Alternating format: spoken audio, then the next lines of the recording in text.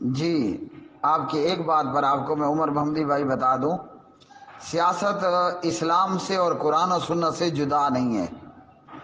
لوگ یہ سمجھتے ہیں، جیسے کہ ابھی میں نے فیس بک پر ایک پوسٹ بھی شیئر کی، کہ مولوی کا، مولانا کا، علماء کا کام مسجد تک ہے یا ممبر و محراب تک ہے بس، یا کوئی مر گیا تو جنازہ پڑھا دیا، کوئی جم گیا تو کان میں اذان دے دی، کسی کو جناب شادی کرنا ہوئی تو مولوی صاحب آ کر نکاح پڑھا دیں، یہ مولوی کے کرنے کے کام ہے۔ حالانکہ ایسا نہیں ہے۔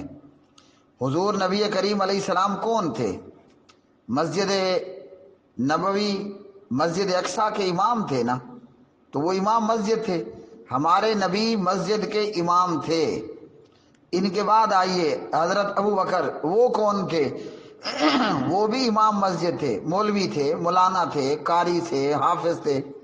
اسی طرح نیچے تک چلتے آئیے، بلکہ صحابہ خلفائے راشدین کے بعد بھی جو خلفاء اور خلیفہ حضرات آئے وہ سب کے سب مولوی بھی ہوتے تھے۔ ہمارا اس وقت کا، یعنی آج کے لفظوں میں آپ اسے صدر پاکستان کہہ دیں، وزیر اعظم پاکستان کہہ دیں، جو بھی خلیفہ آیا خلفائے راشدین کے بعد، وہ جہاں کچھ اور ہوتا تھا وہیں وہ مسجد کا امام بھی ہوتا تھا۔ ملک کا جو کیپٹل ہوتا تھا نا، دارالحکومت، کیپٹل، مثال کے طور پر آج ہمارا کیپٹل اسلام آباد ہے، کہ اسلام آباد کے اندر وہ کون سی مسجد ہے جہاں بھٹی صاحب مجھے لے کر گئے؟ تو فیصل مسجد۔ اب اسلام آباد میں اگر میں درست کہوں سب سے بڑی مسجد یا نمایاں مسجد کون سی ہے اسلام آباد میں؟ وہ فیصل مسجد ہے۔ تو جو خلفائے راشدین کے بعد حکمران آئے ہو لمبے چوڑے دور تک، وہ جہاں کچھ اور تھے وہیں وہ اسلام آباد فیصل مسجد کے اندر امامت بھی کراتا تھا، خطبہ جمعہ بھی دیا کرتا تھا۔ آپ بہت نیچے آ جائیے، عمر بن عبدالعزیز رحمۃ اللہ علیہ کو دیکھیے، کیا وہ صرف حکمران تھے؟ اللہ کے بندے، وہ حدیث کے باقاعدہ راوی تھے، وہ بہت بڑے عالم دین تھے۔ یہ عمر بن عبدالعزیز رحمۃ اللہ علیہ ہیں۔ ان کے اور عمر بن خطاب کے بیچ میں جتنے بھی حکمران آئے سب مولوی بھی تھے، امام مسجد بھی تھے، اور آپ کا بھلا ہو ملک کے کیپٹل، ہمارا کیپٹل اسلام آباد ہے، تو اسلام آباد کی فیصل مسجد کے وہ امام اور خطیب بھی ہوتے تھے۔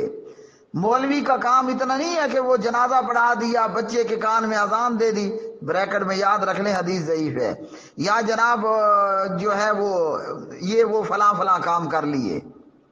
تو سیاست اسلام اور شریعت سے جدا نہیں ہے۔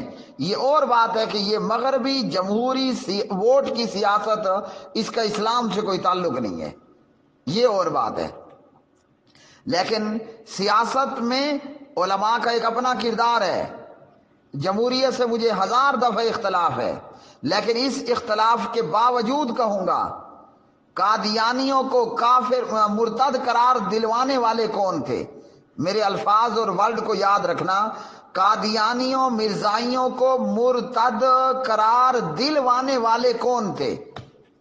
وہ حضرت مفتی محمود صاحب تھے، اور وہ ایک عالم دین تھے۔ میرا اور ان کا دیوبندی اہل حدیث اختلاف اپنی جگہ پر، نہ ہم اس اختلاف کو چھوڑ رہے ہیں، نہ اختلافات کے اندر جو رد بنتا ہے نہ میں اس رد کو چھوڑ رہا ہوں۔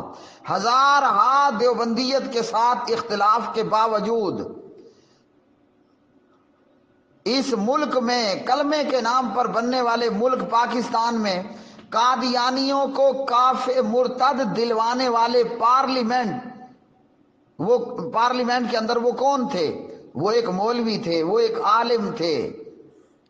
اور میں مفتی محمود صاحب کو میں بھی عالم نہیں کہہ رہا، میں نے مفتی محمود صاحب کو سنا ہے، میری جیب تھوڑی ہلکی ہوئی پڑی ہے، جیسے وزن آئے گا اس میں تو میں مفتی محمود صاحب کا فتاویٰ بھی خریدوں گا۔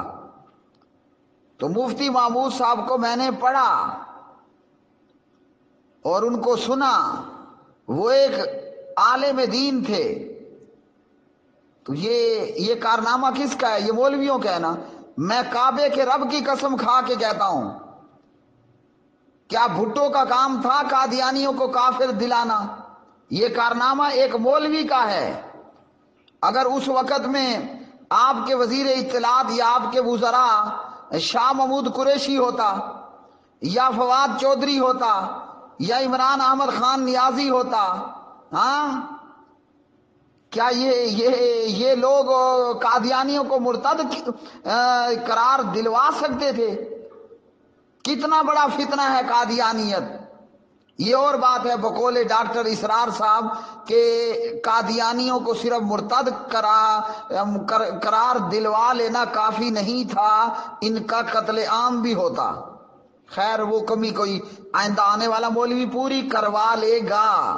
یہ الفاظ یاد رکھنے ہیں، کل کو اگر میرے لفظوں پر کوئی مقدمہ بنائے تو آئندہ کوئی اور مولوی ان کو کا جو ہے وہ قتل بھی کروا لے گا، ان کی سزا پر عمل درآمد بھی کروا لے گا کہ من بدل دینہ فاقتلوا، مرتد کی سزا کہ اسے مار دیا جائے، قتل کر دیا جائے۔ تو یہ کارنامہ کس کا ہے؟ یہ مولوی کا ہی ہے نا۔ تو اس لیے دیوبندی سے بریلوی سے ہمارا 1000 درجے اختلاف ہو، 1000 درجے اختلاف ہو، اس اختلاف کا یہ مطلب نہیں ہے کہ ہم مولانا فضل الرحمان پر بھونکنا شروع کر دیں یا بھونکنے والوں کا ساتھ دینا شروع کر دیں۔ ہرگز، اگر میں اہل حدیث ہوں، مجھے اللہ کا قرآن نہیں اجازت دیتا، مجھے میرے نبی کی سنت نہیں اجازت دیتی۔ اسلام نے تو جناب گرجوں اور عبادت خانوں کو گرانے سے منع کیا ہے، اور اسی طرح دیگر چیزیں۔ تو اختلاف اپنی جگہ پر، ہم نہیں چھوڑیں گے۔ جن معاملات میں اختلاف ہے ہم ڈنکے کی چوٹ پر قرآن و سنت بیان کریں گے، لیکن ادب و احترام یہ پہلا زینہ ہے، یہ پہلی سیڑھی ہے۔ ہم نے خاص بالخصوص علماء امت کے جناب ان کی ذات پر، ان کے کردار پر حملہ نہیں کرنا۔ ہم نے فضل الرحمان کے کپڑے نہیں اتارنے، ہم نے فضل الرحمان پر جناب کیچڑ نہیں ڈالنا، ہم نے فضل الرحمان کی عزت پہ ہاتھ نہیں ڈالنا۔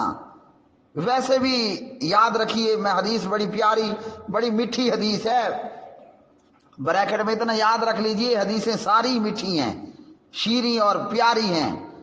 المسلم من سلم المسلمون من لسانہ و یدہ، مسلمان وہ ہے جس کے ہاتھ سے اور زبان سے دوسرا مسلمان محفوظ رہے، بچ کے رہے۔ تو یہ حدیث تو ہمیں اجازت نہیں دیتی کہ ہم فضل الرحمان کے کپڑے اتاریں، ہم جناب فضل الرحمان پہ کیچڑ ڈالیں۔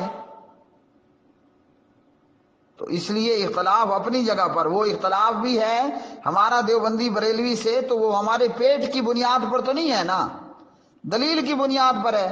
تو دلیل کس بات کا نام ہے؟ قرآن اور حدیث کا۔ تو جیسے ہم قرآن اور حدیث کی وجہ سے رفع الیدین پر ڈٹے ہوئے ہیں، تقلید نہ کرنے پر ڈٹے ہوئے ہیں وغیرہ وغیرہ، تو وہی قرآن حدیث ہمیں بتا رہا ہے المسلم من سلم المسلمون من لسانہ و یدہ، او کما قال علیہ الصلوۃ والسلام۔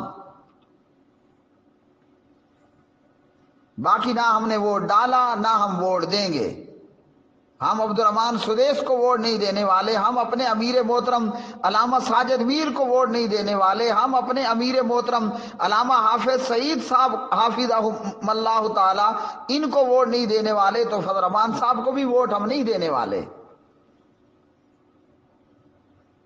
لیکن یہ کہ دشمنی اور اختلاف وہ دیانت، امانت، شرافت، عدالت، ان کے دائرے میں رہ کر ہونا چاہیے۔ آج کیا ہو رہا ہے؟ ایک ملک اور اسلامی ملک اور ایٹمی ملک کا وزیر اعظم، وہ کیا کہتے ہیں الفاظ، فلور دی ہاؤس، پارلیمنٹ میں کھڑے ہو کر ایک عالم دین کو کہتا ہے کہ یہ حکومت ڈیزل بغیر چل رہی ہے۔ یہ کیا ہے؟ اور خود اپنا کردار کہ جناب آج وزیر اعظم سیکریٹریٹ کے اندر ٹک ٹاک کی طوائفیں اپنی ٹک ٹاک کو فلما رہی ہیں۔ یہ لوگ علماء پر ہاتھ ڈالیں گے، علماء کی عزت پر، علماء کی آبرو پر ہاتھ ڈالیں گے، جو مادر پدر آزاد ننگے دھڑنگے ہیں۔ شیخ رشید جیسا بندہ، عمران خان جیسا بندہ، ہاں جی، فواد چودھری جیسا بندہ، یہ لوگ علماء کی عزت پر ہاتھ ڈالنے والے کہ جن کا ننگا پن اور جن کا اوچھا پن آج پوری دنیا کے سامنے ہے، اس لیے بدماشوں اور گندے اور آوارہ اور لچے اور لفنگے اور ننگے دھڑنگے، ہاں جی، شرافت اور دیانت اور امانت اور صداقت سے دور لوگوں کے مقابلے میں ہمارا ساتھ، ہمارے اخلاق کا ووٹ، انگوٹھے کا ووٹ نہیں، ہمارے اخلاق کا ووٹ قائد جمعیت حضرت مولانا فضل الرحمان صاحب کے ساتھ ہے۔